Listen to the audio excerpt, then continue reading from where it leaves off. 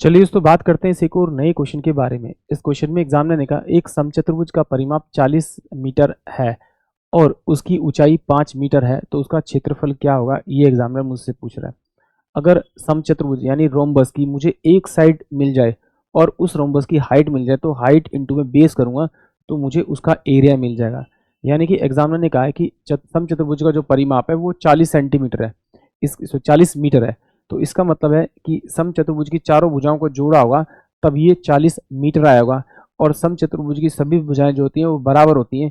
इसका मतलब अगर इसमें 4 से डिवाइड करूंगा तो मुझे उसकी एक भुजा मिल जाएगी कितने, 10 सेंटीमीटर। अगर उसकी एक भुजा मुझे मिल गई है और उसकी हाइट मुझे मिल गई है, तो हाइट इंटू में बेस मल्टीप्लाई करूंगा तो मुझे 50 सेंटीमीटर स्क्वायर वो उसका क्षेत्रफल मिल जाएगा, जो एग्जामिनर ने मुझसे पूछा है। यानी कि ऑप्शन बी जो है वो इस क्वेश्चन के लिए करेक्ट होगा। एक बार फिर समझते हैं फिगर से। एग्जामिनर ने कहा कि ये मेरे पास में समचतुर्भुज है।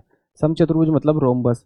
रोम्बस की ये वाली साइड, ये वाली साइड, ये वाली साइड और ये वाली साइड बराबर होती है।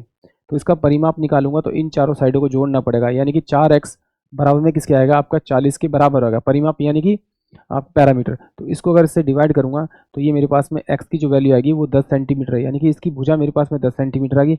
ये वाली भुजा भी 10 सेंटीमीटर, ये भी 10, ये भी 10। अब यहाँ से अगर मैं इसकी हाइट खींचूँ और वो कह रहा है कि इस हाइट की जो इसकी जो वैल्यू है वो कितनी है आपकी, 5 मीटर है।